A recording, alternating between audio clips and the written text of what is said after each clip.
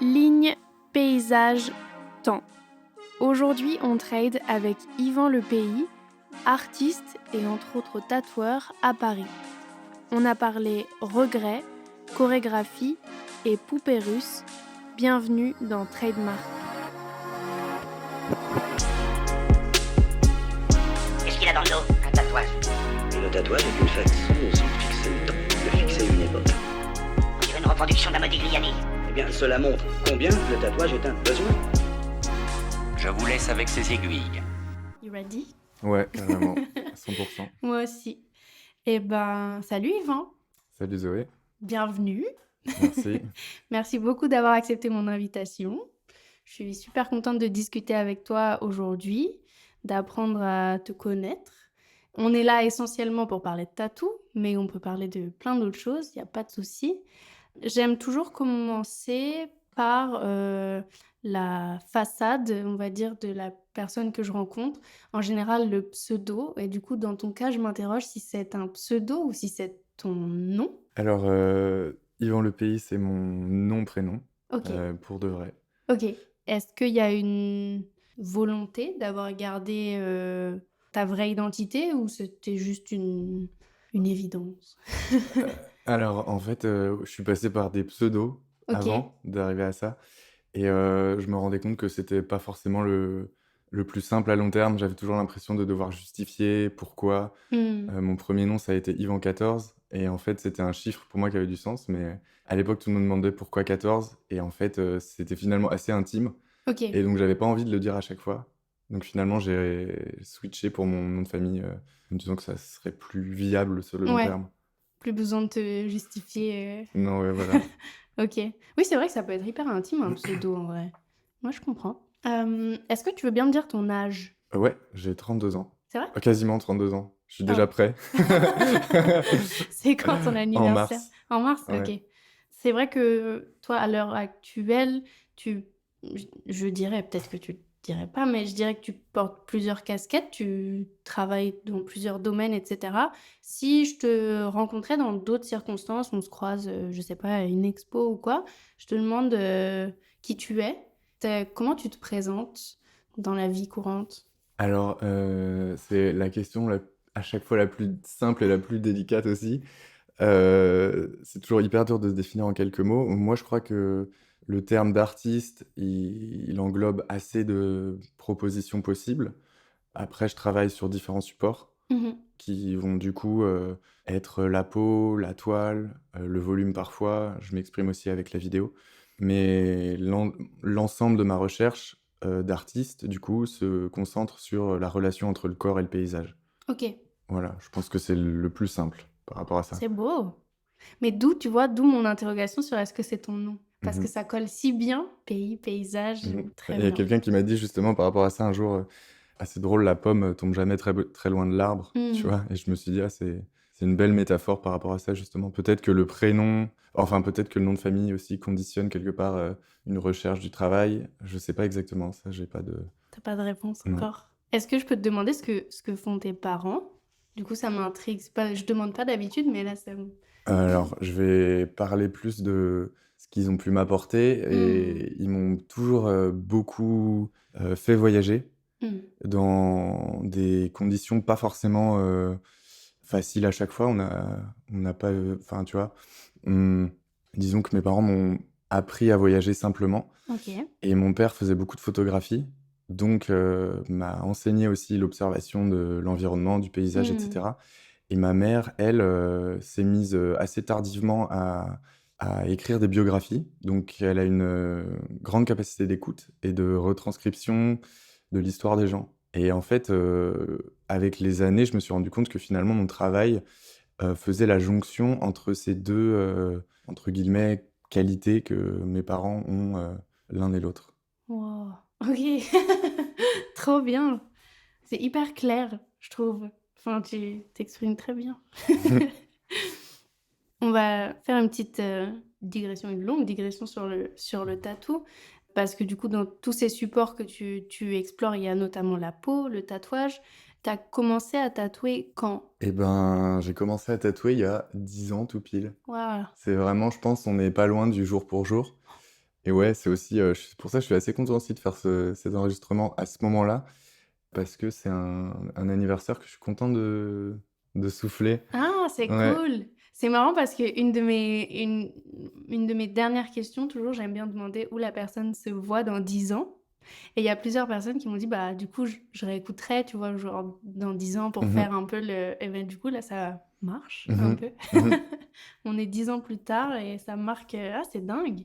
Et est-ce que tu saurais me raconter. Bon, j'avoue, je sais un petit peu parce que j'ai peut-être lu ton livre, mais est-ce que tu saurais nous raconter ta rencontre avec le tatou? Alors, la première fois que du coup que j'ai, entre guillemets, «été confronté au tatouage», c'était, lors d'un voyage, à Bordeaux. J'étais étudiant et du coup, j'avais des copains qui avaient une galerie là-bas, de fanzines qui s'appelle Disparate, à qui, je passe le bonjour Hmm. et en fait, ils ont, organisé à l'époque, donc du coup en début, je pense que c'était fin 2013, un événement qui s'appelait, Ink is Drug et en gros, ils présentaient, le travail d'illustrateur dans une galerie, sous forme de planche et il y avait un tatoueur, Paul, qui, à l'époque, du coup, effectuait, ces tatouages-là, du coup, sur des gens qui venaient, à l'exposition et qui choisissaient leurs dessins, quoi.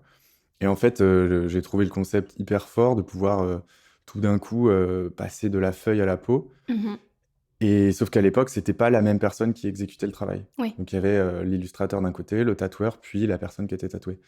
Enfin, ça a été un gros déclic et là, je me suis dit, il y a une possibilité, énorme en fait, d'effectuer ses propres dessins, puis, de les transférer sur la peau de quelqu'un. Mhm. Enfin, je trouvais la symbolique très forte et du coup, ce week-end-là, je me suis fait tatouer 3 fois de suite. Waouh. J'étais un peu, ouais, je me suis dit: «Ah OK, il faut que j'expérimente à fond» et Ink is drug. ouais, voilà, exactement. J'avais déjà un tatou, mais ça a été vraiment le déclenchement, de la Ouais. machine définitivement. Et là, t'avais quel âge du coup? Je suis pas super fort en maths, mais je crois que j'avais 23 ans et voilà et donc en fait, à la suite de ça, je suis rentré chez moi à Nantes. Je crois que j'ai acheté, dans la foulée une machine, à l'époque, c'était un pack, je sais Le plus comment ça starter s'appelait, pack. ouais, le starter pack à 110 ou 120 €, je crois, mais je me Waouh. souviens plus, mais c'était vraiment un truc hyper cheap et ouais, j'avais mis mes économies de l'époque, Hmm. je me souviens vraiment avoir fait un all-in sur ce truc en me disant, «Allez, c'est pas grave, ça servira» et il y avait 2 machines dedans. Il était censé y en avoir une pour moi, une pour mon coloc, à l'époque, Darius et en fait, on s'est rendu compte qu'il y avait, un shader et un liner et que l'un pouvait pas faire le travail de l'autre. Du coup, enfin, ouais, on a commencé à Fallait. apprendre comme ça, tu vois? Ok. C'était voilà. Oh, trop bien. À partir de là, comment ça s'est développé? Comment t'es devenu tatoueur à proprement parler? T'en as vécu, t'en as fait un métier. Ça a pris énormément de temps, je crois, dès le début, puisque Mhm. déjà, je crois que je me suis pas servi de la machine avant 2 mois. J'ai dû attendre 2 mois avec la machine dans la boîte. Dès que je l'allumais, j'étais en panique totale et du coup, j'abandonnais le projet chaque fois de l'enfoncer quelque part. Hmm. Après avoir attendu ces 2 mois sans utiliser la machine, j'ai commencé à tatouer quelques potes à droite à gauche et ensuite, je suis parti en Chine pour, mon master à Mhm. l'époque et du coup, je partais 2 ans et donc là-bas, j'ai emmené ma machine et j'ai Waouh. appris un peu plus le métier sur place en tatouant des gens, en pratiquant et en rencontrant beaucoup de tatoueurs et du coup, ça a été aussi un vrai step dans mon apprentissage mais pas tellement sur le plan technique parce qu'il y avait pas grand monde pour me former là-bas. Mhm. C'est plus sur l'histoire du tatouage que j'ai beaucoup geeké là-bas Ok. et en fait, j'avais orienté mon projet de fin d'études sur le tatouage en Chine et du coup, j'ai vraiment, travaillé sur Ah, l'historique et cetera. t'étais. Ouais, j'étais super focus sur ça, quoi Waouh. et du coup, tout ça en parallèle de mes études. Voilà, c'est ça la réponse Hmm. que j'essaie de te donner, c'est que je suis pas du tout devenu tatoueur, tout de suite et puis c'était même d'ailleurs pas du tout ma volonté, quoi. Ouais. Je continuais des études de design mais je me disais que le tatouage restait un hobby ou en tout cas, un projet, à Oui. côté, quoi. C'était de l'exploration, c'était pas Ouais. concret. Et même à l'époque où t'étais à Nantes et que tu tatouais tes potes, tu tatouais déjà tes dessins ou t'étais le pote qui tatoue tout ce qu'on lui demande Et ben, enfin. en fait, non, j'ai assez vite, compris qu'il fallait pas tout tatouer Hmm. parce que je me suis rendu compte, en fait, tout simplement que ça existait déjà. Il y avait déjà des street shops, à Ouais. Nantes qui faisaient, ce que tu voulais. Donc je l'ai fait quelques fois pour, franchement peut-être dans les 10 premiers, j'ai fait ça et en fait, très vite après, je dessinais sur commande. Hmm. Donc j'avais un catalogue avec des dessins qui étaient, pas forcément bon, mais en tout cas, les gens s'en servaient pour me demander un truc personnalisé. OK. Ouais. Et c'était déjà à l'époque un travail de ligne? Pas forcément, non. Au début, franchement, je pense il y avait beaucoup de choses différentes. Je pense que j'ai eu en référentiel numéro un le travail de fusil à l'époque. OK. Donc, j'avais vraiment cette image de un flash, pour moi, c'était des lignes, un petit aplat de noir quelque part, et puis une typo. Donc, OK. j'ai fait beaucoup de typo au début. En Ah ouais, dessous de c'est mes marrant. tatouages, il y avait systématiquement une baseline, un jeu de mots ou un truc qui décrivait l'image, quoi. OK. Et du coup, comme c'était enfin, tes premiers clients, tes premières peaux, c'était potes, c'est des tatous que tu as revus, dont tu as une trace que tu que tu as vu, Ouais. Ouais, je les ai bien vus vieillir. Ouais, ouais, ouais, pour le meilleur et pour le pire d'ailleurs. Ouais. Bah, je sais que, bah, Max que tu as rencontré, c'est lui qui m'a fait mon premier tatou il y a 11 ans, waouh, 11 ans bientôt et il peut pas le voir. Surtout lui, il fait dans son travail, il fait beaucoup de fine line et c'est tout sauf de la fine line, c'est de la Mmh. ligne bien, bien épaisse et il veut jamais que je le montre et tout. Alors que pour moi, déjà, je l'aime beaucoup, même si, il est horrible. Mais, déjà, c'est mon premier tatou, donc j'y tiens et cetera. Mais je trouve ça cool de le montrer pour montrer l'évolution de la technique et tout, tu vois? Mmh. Mais lui, il veut pas que je le Bah, c'est sûr que ça fait un peu que en je le fait, montre. ça te met un peu le vertige, quoi. Mmh. Clairement, tu vois les en fait, le problème, c'est que tu vois les erreurs 3 semaines ou un mois ou même parfois 3 mois après Mmh. le tatouage. À ce moment-là, il est trop tard pour te souvenir exactement comment tu as tatoué. Ouais. Et moi, c'était ça, je crois, le truc qui m'a le plus, fait flipper, c'est que je me souvenais qu'au moment où je l'avais fait, je m'étais grave appliqué Mmh. et là, je comprenais pas pourquoi le truc, 3 mois plus tard, il avait explosé, la ligne, elle avait doublé et puis autant il y en avait d'autres qui avaient complètement disparu, quoi. Ouais. Et là, je comprenais pas comment est-ce que, il fallait que je dose ma machine. En fait, cet apprentissage, il est pénible parce que tu prends du temps avant de réaliser que tu as fait une erreur, quoi. Ouais. Je crois Et que ça, c'est est-ce que ça. tu penses que c'est lié au fait que tu étais plutôt autodidacte? Est-ce Mmh. que tu penses que c'est des vertiges qu'on peut s'éviter, si on apprend, à l'ancienne école? Ouais, alors après, il y a un équilibre, je pense, mais Mmh. il y a un équilibre dans l'apprentissage à trouver, mais clairement, bah, quand je suis arrivé à Paris, j'ai été un peu, pris sous l'aile de Faustink, qui pour le coup m'a vraiment mis le pied à l'étrier sur la technique, quoi. Et là, ça a vraiment, même j'ai vu que vous aviez, interviewé Gumeau avec qui, Oui, il travaille ici maintenant OK, trop comme bien. Bah, résident. pareil, salutations à lui, Oui. qui, pareil, a été super, bienveillant envers moi quand, j'ai squatté un peu au phylactère à l'époque à Mmh. Boulogne et du coup, ils m'ont remis à niveau sur la technique et ça m'a fait un bien fou. Ouais. Franchement, je pense qu'en 6 mois, j'ai dû, récupérer les lacunes que Mmh. j'avais pas eu que j'avais eues pendant 2 ans, quoi. Ça a été hyper important, au final, de Trop travailler en bien. shop.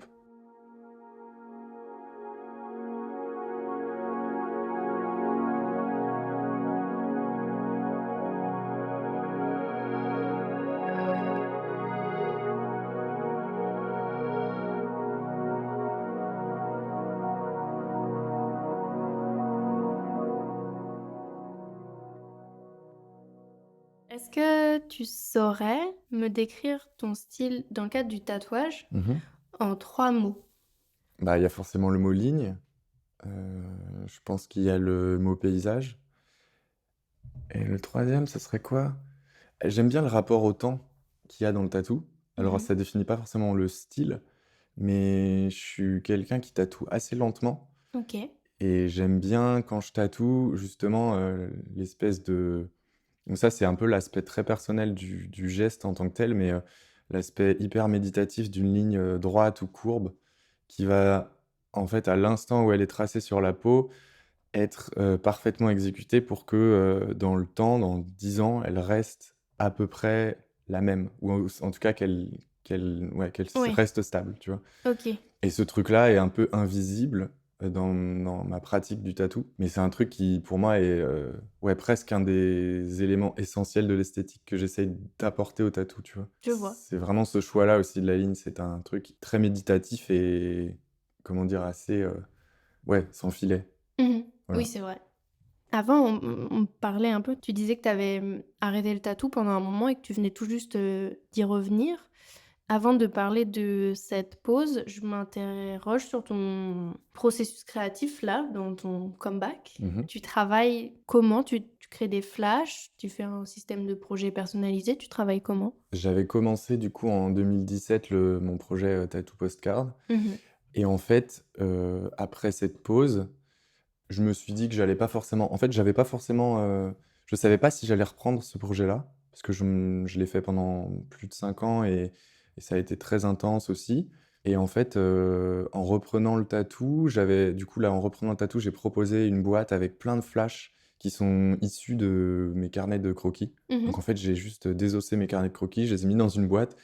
C'est presque le retour à enfin, c'est quand j'ai réouvert cette boîte que j'ai revoulu tatouer. D'accord. Donc en fait, c'est presque l'inverse qui s'est passé, c'est-à-dire que je savais même pas moi-même quand est-ce que je voulais reprendre le tatouage et un jour, je suis revenu dans mon atelier, j'ai ouvert ma boîte pour y loger des dessins et là, je me suis dit: «Ah ouais, mais en fait, j'ai des centaines de dessins à l'intérieur de cette boîte, c'est trop bête de pas s'en servir, en fait. Est-ce Ouais. que» donc c'est une matière première pour mes peintures et cetera, mais je me suis aussi dit: «Ben, pourquoi pas les proposer en tant que flash pour les gens?»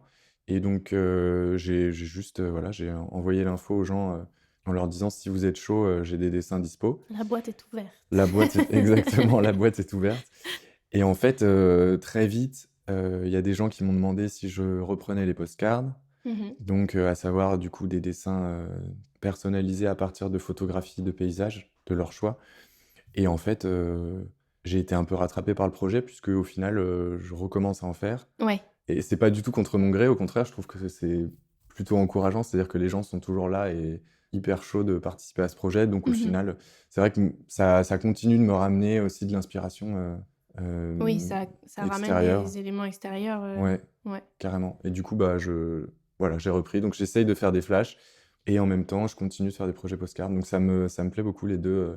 Franchement les 2 fonctionnent assez bien, l'un avec l'autre. Mmh. Et quand tu dis une boîte, c'est bête, mais j'imagine genre tiré au pif, au sort, mais il y a l on peut consulter le contenu de cette boîte ou c'est Ah ouais, ouais, parce ouais, que tu sais, ouais. il y a des trucs maintenant, des un peu des comme les machines à bonbons là, quand on Non, était non, petit ouais, et là, tout, tu sais, où tu tires un truc et tu ton non, là, ça ressemble plus à une boîte à outils, noire, Mmh. qui est très belle d'ailleurs et dans cette boîte, tous les dessins sont des petits formats, déposés dans des pochettes plastiques et les pochettes, plastiques, chacune des pochettes concerne un lieu en particulier et D'accord. donc du coup, j'ai trié en fait, par voyage, Mmh. chacun des dessins. C'est trop bien.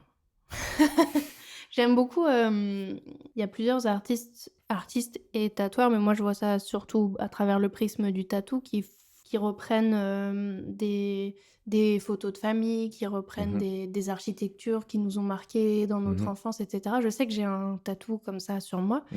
de Flo qui avait redessiné vraiment à sa manière avec ses traits la maison de mes grands-parents et j'aime beaucoup, beaucoup, moi qui ai un rapport, très fort aux images, aux lieux.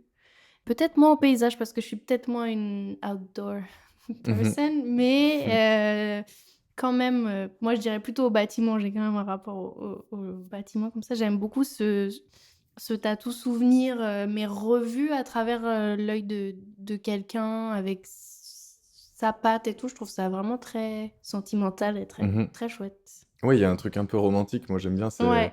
j'aime bien cette image-là aussi, le truc, c'est aussi pour ça que j'ai appelé le projet comme ça, l'image de la carte postale, Mmh. avec juste une photo et derrière laquelle il y a l'écriture de quelqu'un qui raconte un souvenir, en fait et ce truc-là, il va voyager, il va être envoyé d'un lieu de vacances à un lieu de vie, il y a une image comme ça qui me plaît beaucoup et c'est pour ça qu'à une époque, j'avais demandé enfin, je le fais moins maintenant parce que il y a une époque, dès que quelqu'un arrivait pour un rendez-vous, pendant que je préparais le dessin, Mmh. je demandais à la personne, de résumer en quelques lignes, qu'est-ce que ça signifiait pour elle, Mmh.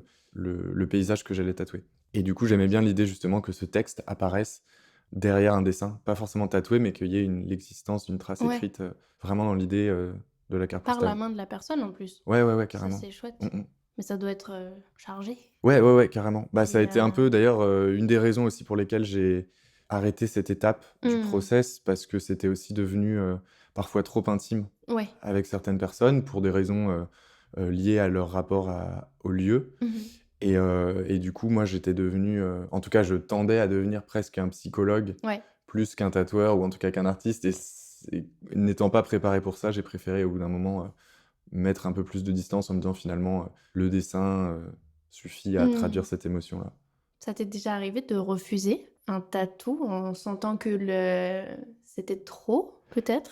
Ou que c'était ou Hmm. trop frais, peut-être, pour la Écoute, personne? j'ai pas refusé un tatou sur place. Ouais. Je crois pas. J'ai regretté d'avoir pas fait. J'ai pas regretté d'avoir fait, mais j'ai regretté de m'être trop impliqué dans Mmh. certains tatous. Ouais, ça c'est clair. Il y a une fois, je me souviens particulièrement, où j'ai donné un avis sur une situation qui concernait une situation familiale. Et D'accord. parce que cette personne appelait un peu à ça aussi. Et je me souviens vraiment de ce moment-là où je me suis dit: «OK, là, j'ai été trop loin, enfin, c'est pas mon rôle, en fait». Non, oui. Et voilà, c'est comme un Même si psy, en la fait, personne te demande, en fait, tu as bah, en réalisé f après que ouais, ouais, ouais, tu ouais, pas dû accéder exactement. Et je à pense que ça, c'est pour en avoir parlé avec quelqu'un qui faisait de la psychologie, justement, qui m'a expliqué après coup que en fait, effectivement, c'est un peu une erreur du psychologue qui ne doit pas donner son avis, quoi, en fait. ouais. Il doit rester impartial. Mmh, mmh, mmh. Voilà. J'entends vachement parce qu'il y a, dans tous les tatoueurs que je rencontre, il y en a beaucoup qui me disent, aimer, ce que, le tatou a de rapport à l'autre, entre dessiner, peindre seul dans un atelier et là, au-delà du fait de dépendre de quelqu'un, mais juste avoir un contact, avoir, rencontré des gens et cetera. Je sais plus où j'allais, attends. Oui, mais pour moi la contrepartie est assez forte aussi de ce que ça a de drainant et de quand tu t'investis beaucoup, quand tu as un rapport, sentimental, au tatou, à ton art et cetera. J'allais quelque part, bon sang, j'ai oublié. C'est terrible. Pardon. C'est trop bien les gens, mais des fois, c'est dur.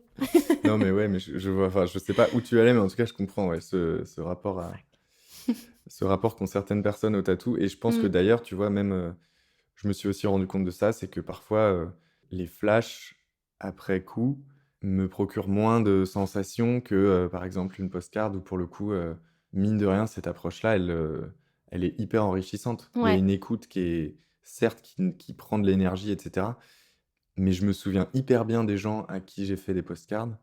Je peux même me souvenir parfois du lieu et de leur prénom des années après. Mmh. Les flashs, ça va être beaucoup moins le cas. Oui, bah, oui. Moi, c'est compréhensible. Ouais, Enfin, je voilà. t'en veux pas. Bon, voilà. De pas te rappeler de tous les personnes à qui tu as fait des flashs ou quoi, mais oui, oui, je comprends. Petite question technique, tu utilises quoi comme machine aujourd'hui? Alors, je travaille avec une, Tu plus le starter pack? non, j'ai plus le starter pack. Non, non, non, non, j'ai arrêté ça. Ouais, moi, je suis un enfin, en fait, c'est drôle, je tatoue avec une machine rotative qui s'appelle Neotat et qui sont, des machines, ouais, je l'adore. En fait, elle est hyper simple. C'est, juste un bloc moteur qui est complètement lisse. Il y a rien qui dépasse, il y a juste un câble, jack derrière et elle fonctionne, hyper bien. Ça fait, en fait, j'en ai 2. La première, je l'ai gardée 3 ans, je crois, et la deuxième, là, ça fait 2 ans que je l'ai et pareil, je les adore ces machines-là. Elles Trop sont bien. hyper bien. Ça me fait penser, tout à l'heure, tu disais que là, tu as repris le tatou et du coup, tu es dans un studio avec des amis à toi.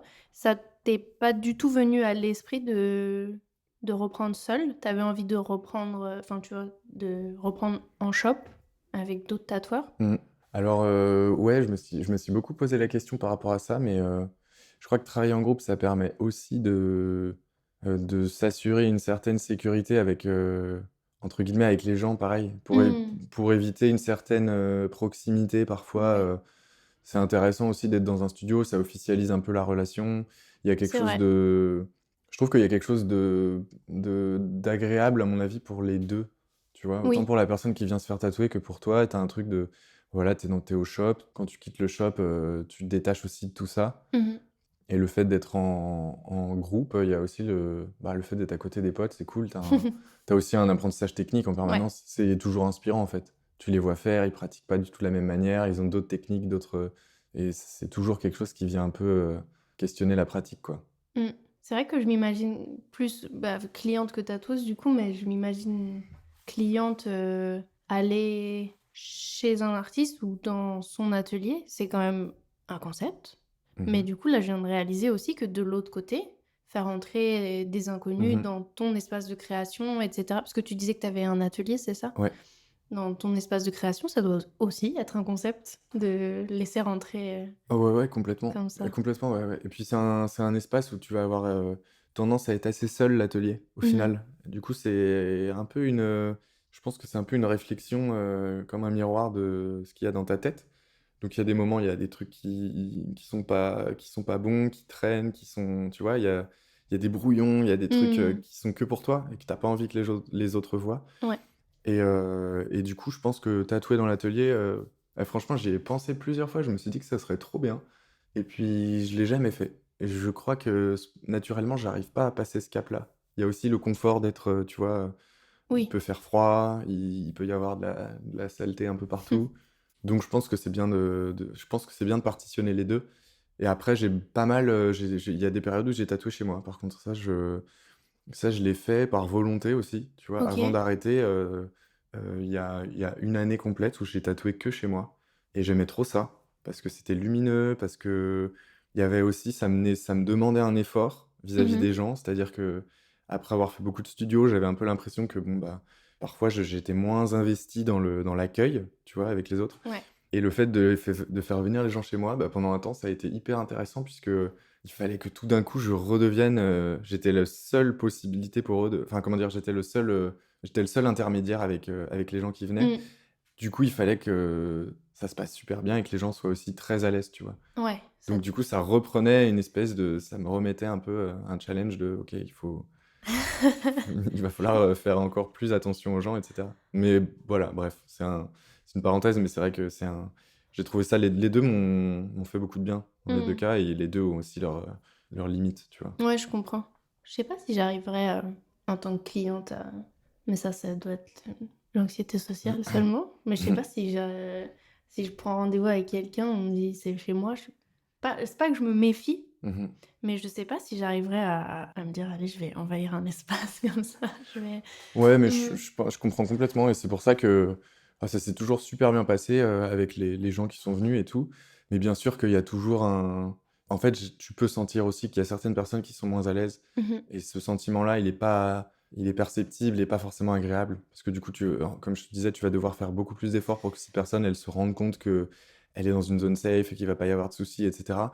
Mais voilà, je pense qu'effectivement, ça met un peu de voilà, ça nécessite plus d'efforts. Mmh. Donc Après, je dis ça, faut remettre dans le contexte, ça fait plusieurs années du coup que je me fais tatouer là où je travaille par des gens que je connais, en famille, tu vois? Donc j'ai plus déjà, j'ai plus la démarche de cliente, réellement, je démarche plus de tatoueur en réalité. Je devrais m'y remettre. Il y a ça aussi à prendre en compte. Je dis pas: «Faut pas aller chez les gens», hein, c'est pas ce que je dis. non, non, mais Mais t'as c'est as vrai que raison. moi, je vis un confort certain de me faire tatouer que par des gens que je connais et dans un endroit que je connais, sans avoir à me déplacer. Mmh. C'est terrible. Mais du coup, oui, pour moi, c'est très loin de ce que je vis au quotidien en tant que cliente, tu vois? Donc ouais. Mmh mh.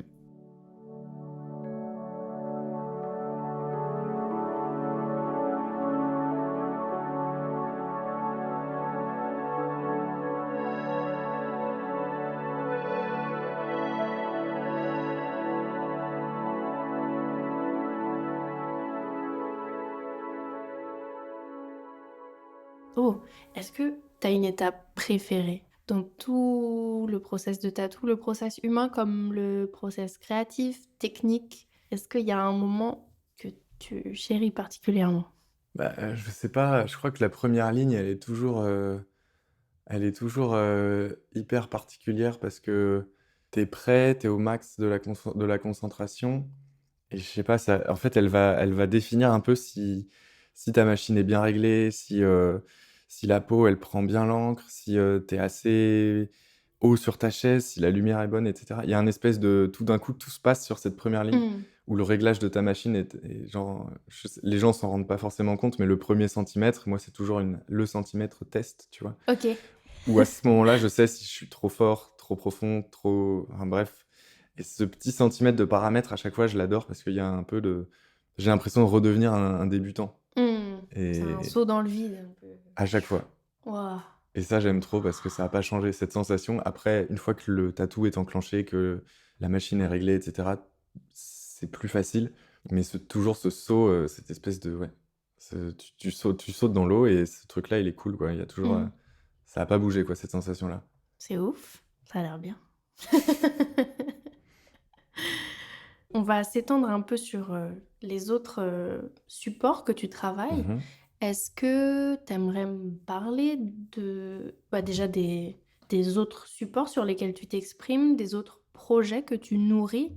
J'allais dire en parallèle du tatou, mais c'est plus le tatou qui est en parallèle pour l'instant puisqu'il vient juste de revenir. Mmh mh. Qu'est-ce que tu fais d'autre? Et ben, je fais de la peinture, pas mal. C'est pareil, un travail de ligne, sur une autre peau, quoi, le coton tendu sur châssis.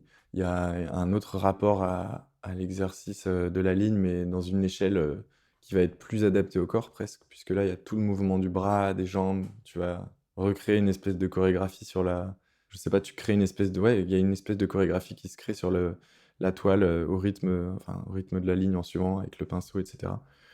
Et puis, qu'est-ce que je fais d'autre? Attends, j'essaie de synthétiser un peu ce que j'ai dans la tête, Oh, pas obligé. mais bah, en fait, j'aime beaucoup le travail de tu vois, comme je te disais tout à l'heure, j'aime bien travailler dans le temps. Donc en général, je lance un projet qui part toujours d'une impulsion, de départ et puis j'arrive à sentir qu'il est bon, quelques années, voire quelques mois après, tu vois? Mmh. Ou plutôt quelques mois, voire quelques années après. Il y a plein de projets comme ça où, la peinture, par exemple, il y a des moments où je me dis: «Bon, là, j'arrive plus à sentir exactement dans quelle direction je vais». Du coup, enfin, il faut pas que je réfléchisse trop sur certains sujets.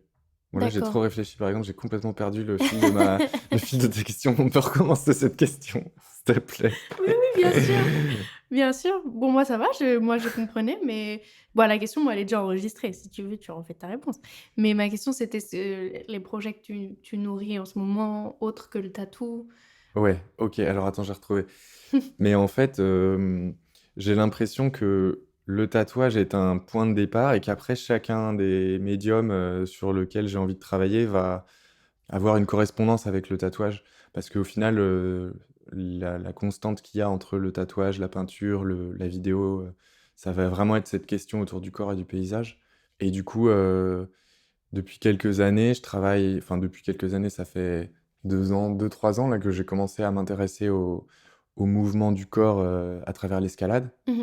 Et donc ça me nourrit énormément parce que, ben, il y a une autre échelle du corps. Sur le tatouage, tu vas travailler sur, 20 centimètres carrés. Là, tu vas observer un corps en mouvement sur un paysage, donc c'est un peu comme une espèce de poupée russe. Tout d'un coup, tu as la petite poupée, puis la grande, puis la plus grande encore et du coup, ben, le corps au complet et la plus plus petite poupée par rapport à un rocher qui est Mmh. encore une autre poupée qui est elle-même dans un paysage et tu vois? Ouais, ouais, Il y a ouais. un effet d'échelle que je trouve, hyper intéressant et du coup, j'essaye de poursuivre mes recherches en travaillant sur les formes du paysage toujours et plus je pratique, plus je vais dehors, plus je trouve aussi des nouvelles formes, du coup, qui partent parfois d'observations juste avec un carnet de croquis, la forme d'un rocher quand je vais faire de l'escalade ou alors, tu vois, une couleur qui va, se révéler dans une montagne, ou dans un environnement que je vais traverser et ben, ça, par exemple, soit ça va se retrouver dans ma boîte, à flash, Mmh par mh. exemple, soit ça va se retrouver, sur une toile, comme une peinture, dont les couleurs peuvent être inspirées par un paysage particulier. OK. Voilà et du coup, après j'essaie de faire des correspondances autour de tout ça pour que les projets, entre guillemets «se lient les uns les autres» et c'est à ce moment-là que je pense c'est à ce moment-là que la vidéo pour moi elle a un sens, incroyable. C'est qu'elle a une puissance, vraiment phénoménale. C'est que tu vas pouvoir, tout d'un coup, ça va être le fil conducteur des recherches de tatouage, Mmh. de la peinture, de l'escalade aussi. Tu Ça vas peut pouvoir, tout rassembler. voilà, la Ouais. mise en scène, que tu peux faire dans un film, elle te permet d'exprimer autant du tatouage que de la vidéo, autant qu'un ami musicien qui va pouvoir y mettre, lui-même son esthétique. Enfin, Mmh mh. il y a quelque chose de très bien, très puissant autour de ça. C'est pour ça que j'ai du mal souvent à définir, sur quoi je travaille puisque j'ai l'impression que la vidéo est une finalité, Mmh mh.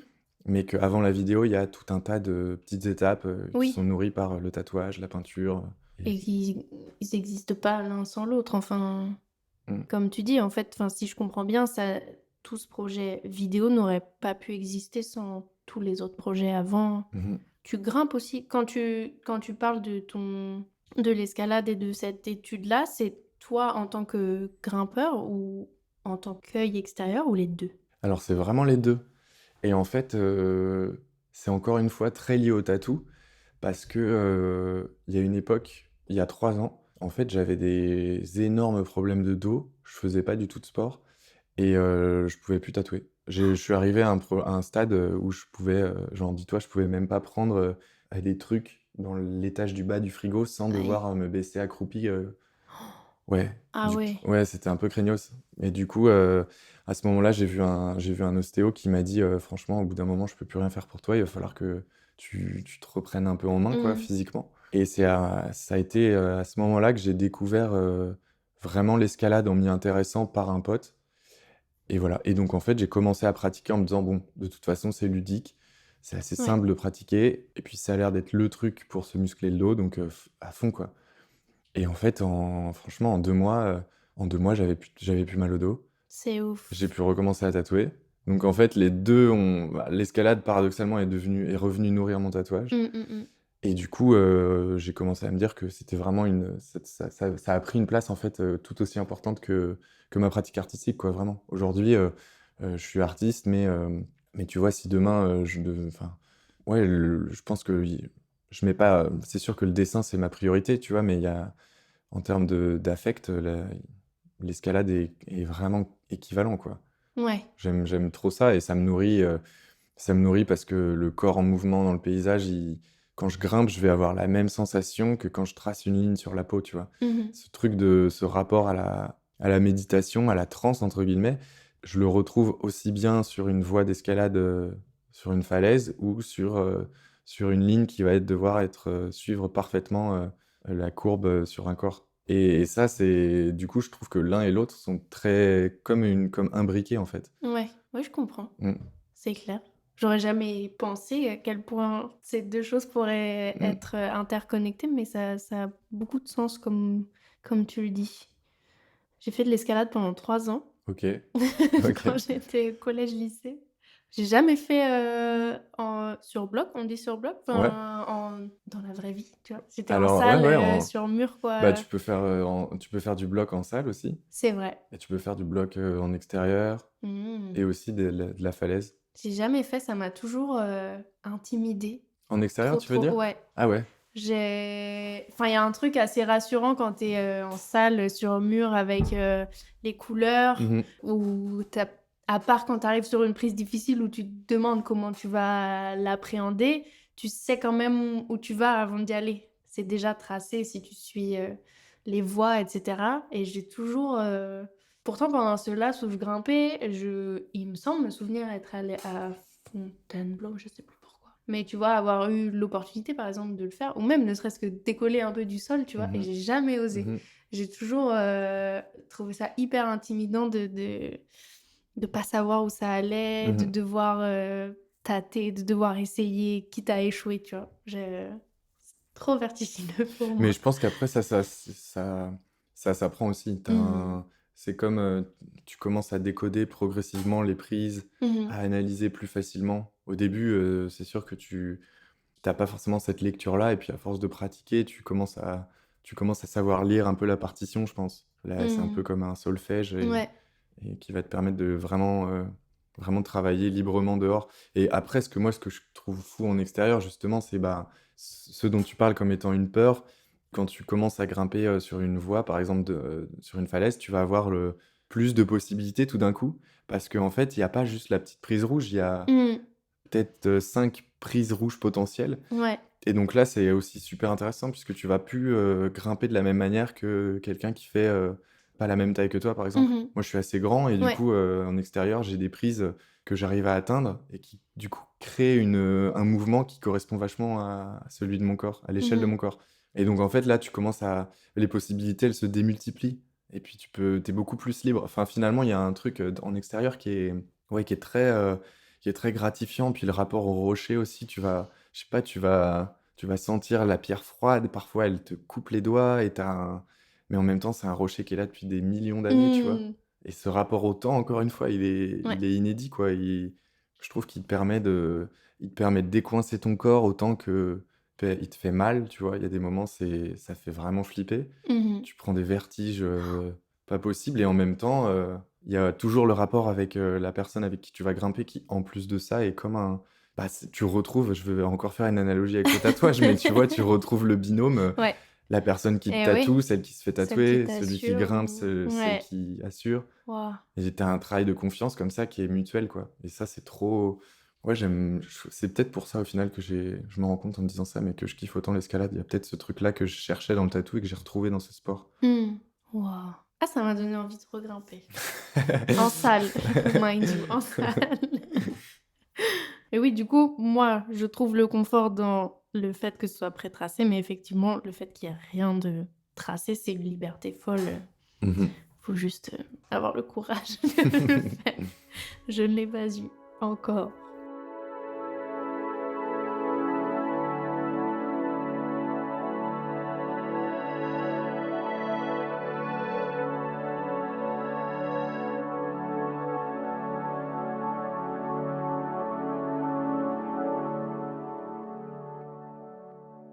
Et ben, du coup, j'en parlais au tout début. Où est-ce que tu te vois dans 10 ans? Déjà dans l'immédiateté, parce que dans 10 ans, c'est loin, mais là, je suis en réflexion pour essayer de déménager de Paris. Mmh. Parce que là, ça fait 7 ans que je suis là et donc 10 ans de tatouage et je me trouve à la fin d'un cycle et j'ai envie justement, de me rapprocher de la nature, de la montagne, notamment et là, je suis en train justement, avec, 2 potes de chercher une maison, dans les Alpes, donc pas très Waouh! loin à proximité de Chamonix, OK. pour, monter un atelier. Voilà, donc j'espère que dans 10 ans, j'y serai, que j'aurai, des toiles, plein mon atelier ou en tout cas que j'aurai de l'espace pour les produire et puis, un chien aussi. Ouais! Ouais, voilà. Ah, j'aime bien. Ça me parle comme vision. Donc je vois que tu es tatouée, je vois tes mains, je vois ton visage, tu as un face tat. Est-ce que tu sais pourquoi tu te tatoues? Et si oui, est-ce que tu aimerais m'en parler? Oui, pourquoi pas. En fait, je réfléchis parce qu'il y a plein de significations pour lesquelles, je me suis fait tatouer. Mais en vrai, mon premier tatou, c'est peut-être ça qui va être le plus parlant. Mais, je le voyais comme une promesse un peu, tu vois? Genre, j'étais, vachement, en conflit avec, mon père à l'époque et je me disais: «Il y a rien qui peut le faire plus chier que d'avoir un tatouage», puisque c'est aussi une promesse à moi-même de me dire: «Non, je ne changerai pas et potentiellement, je serai quoi qu'il arrive différent», tu vois? Mmh. Et donc en fait, Oh! ouais, c'est un truc, hein, c'est un sujet. Non, je capte. Mais mon premier tatou, je crois, je l'ai fait un peu pour ça, tu vois? De me dire: «Bon, OK, c'est le symbole d'une rupture Mmh. entre, pas ma famille, tu vois? Mais genre, entre un modèle et ce que j'ai envie de devenir», tu vois? Mmh. C'était un peu «Dans 10 ans, je serai comment?» mais à l'époque de Ouais. quand j'avais 19 ans, quoi. Et je crois que j'ai commencé un peu comme ça. Après, en fait, tout ça, ça s'est amélioré avec le temps, finalement mais à l'époque, c'était un peu une promesse à moi-même et aujourd'hui, c'est plutôt un ouais, c'est un choix esthétique. J'aime beaucoup le travail il y a plein d'artistes dont j'adore le travail et je suis trop content à chaque fois de me dire, bah, il va rejoindre la collection, Ouais. de tous les tatoueurs que j'ai pu rencontrer, tatoueurs, tatoueuses et donc forcément, il y a l'aspect collection qui rentre dans ça et puis après, ben, je pense que tous les gens qui se font tatouer, pour moi, ça reste une manière, le tatouage, ça reste une manière de soigner une cicatrice invisible, tu vois? J'ai l'impression Mmh. que mon rapport, en tout cas, au corps, il passe par là. Il y a quelque chose de thérapeutique aussi Ouais. dans le tatou, tu vois? Et je pense que c'est aussi ce rapport-là que j'ai cherché avec les gens, à me focus aussi dans mon travail, de la ligne et cetera, sur ce rapport comment est-ce que, tu vas, cicatriser sur la peau une blessure de l'esprit, tu vois? Vraiment, tu travailles sur ça pour moi avec le tatou. Mmh. C'est pas toujours le cas, mais je pense que dans la globalité, tu rentres dans un état aussi, de méditation hyper intense. Tu es face à toi-même quand tu te fais tatouer et Ouais. encore une fois, comme quand tu es en escalade, tu es dans une situation qui est inconfortable Mhm. et qui te nécessite de faire appel à des ressources que tu sollicites pas forcément au quotidien. Et cet état-là, il est ultra intéressant pour justement te sentir mieux psychologiquement et mentalement, je pense. Je suis d'accord. Je suis d'accord en ça. Je pense que l'inconfort du tatou, certains diront la douleur, mais pour moi, Ouais, ouais. c'est hyper important. Ça peut Mm, pas être enlevé de l'équation. Je sais que dans un épisode, j'en parlais brièvement avec Laura des tatouages sous anesthésie, ce genre de choses. Bon, ça, mhm, c'est encore un autre sujet, mais vraiment, je pense que, ouais, l'inconfort, pour ne pas dire la douleur, parce que c'est propre à chacun, mais c'est une étape clé du processus de tatouage quand on le reçoit, mhm. quoi. Ouais, et je pense que ce qui est intéressant, c'est qu'il y a plein de gens qui sont pas prêts non plus à affronter ça. Mhm, Il y a aussi quelque chose que j'aime bien dans le... J'en ai beaucoup parlé avec... c'est marrant, on parle souvent de ce truc-là avec mon pote Elliot, là, qui est tatoueur aussi, du coup. mhm, Et on parle de la capacité que certaines personnes ont à faire face à leurs démons, tu vois. mhm. Et à faire face à ce qui fait peur, en fait. Parfois, on n'accepte pas certains travers, on n'accepte pas certaines ombres qui font notre personnalité, tu vois. Et je crois que le tatouage avec la douleur, il y a quand même un truc de genre, bon, ben, là, j'accepte que je souffre et c'est pas agréable, mais en même temps, je suis là un peu de mon propre chef, tu Ouais, vois. ouais. Et je trouve que ce truc-là, il désamorce plein de trucs, quoi. Tu vois, moi, j'ai un pote qui fait beaucoup de BDSM Mhm, et en fait, je trouve que c'est le même rapport. Il a un rapport hyper sain, en fait, à cette pratique, mhm. bien que ça se fasse dans la douleur, mais c'est quelque chose c'est une catharsis, tu vois, par Ouais, rapport c'est ce à que j'allais dire, ce ouais. qu'il a au fond de lui. Mhm. Et ça, je trouve ça charmé, tu vois. Il accepte ouais, cette souffrance, il la convoque aussi pour soigner ce qu'il a dans le cœur, dans l'âme. Je sais pas, mais c'est vraiment un truc que j'aime beaucoup. C'est une honnêteté aussi par rapport à ça, tu vois. Ouah. Tu mets des jolis mots sur des idées que j'ai. C'est chouette. Et ma dernière question, juste comme ça, parce que j'aime bien savoir. Ok. Est-ce que en ce moment tu lis un livre, une BD? Est-ce que tu as vu un film, une série, un truc qui t'a touché récemment, Mm, mm. Bah, les livres, dernièrement? Ouais. déjà, c'est clair, j'adore ça. Là, je suis en train de lire la première biographie que ma mère a écrite. Oh, Ouais, ça fait genre bien 10 ans qu'elle l'a écrite et en fait, j'avais jamais lu ses livres. Et ça doit être quelque chose. ouais, c'est super intéressant. Donc voilà, c'est un livre qui parle, enfin, c'est une biographie de quelqu'un de ma famille qui Mhm. est vraiment passionnante.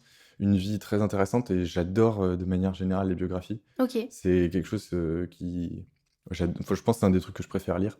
Et du coup, juste avant ça, j'ai fini une biographie de Fabienne Verdier qui s'appelle Passagère du silence et qui est un livre. Du coup, Fabienne Verdier, c'est une artiste peintre française qui est née en 62, donc qui est encore vivante.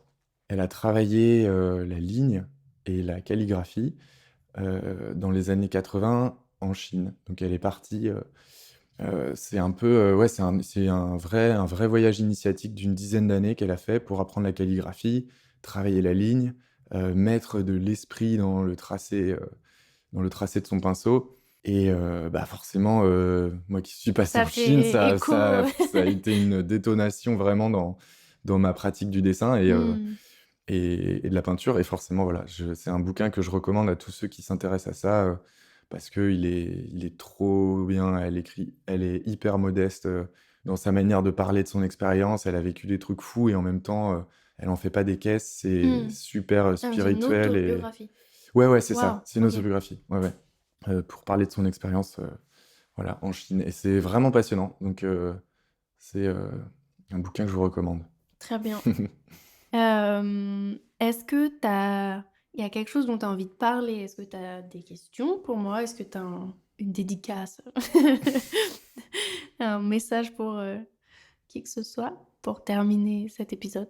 Bah, merci déjà pour ton invitation parce que je trouve que tes questions étaient hyper très intéressantes et l'échange tout autant, quoi. Merci. Donc, ça, c'est. Ouais, merci beaucoup. Et puis, bah, je sais pas, bon courage bon courage à tous ceux qui commencent à tatouer. Oui. Et voilà, c'est un métier passionnant, quoi. Mhm. Franchement, ça fait voyager. Ça m'a ouvert énormément de portes personnellement et je souhaite que les gens qui s'y mettent ou qui pratiquent puissent faire autant de rencontres que j'ai pu faire grâce à ça. C'est vrai que c'est quelque chose que j'avais pas du tout imaginé en créant ce format. Je pensais m'adresser plus aux gens qui tatouent pas, plus donner accès aux artistes pour les personnes qui se font tatouer ou pas d'ailleurs. Et au final, je me rends compte que je suis quand même écoutée par beaucoup de tatoueurs et aussi par beaucoup d'apprentis ou de personnes qui pensaient commencer le tatou ou des choses comme ça. Et j'avais pas du tout pensé, mais c'est évident. Mais ça, je sais que ça donne pas mal de pistes pour les gens qui commencent ou d'idées et je trouve ça chouette. Je suis contente que ça se mue en ça un petit peu. Ouais, trop bien. Bah ouais, Ouais. c'est cool, c'est un bon support de transmission aussi. Tu en fais partie aujourd'hui. Merci. Bah, merci beaucoup, Yvan. Merci à toi. À bientôt. Bye bye.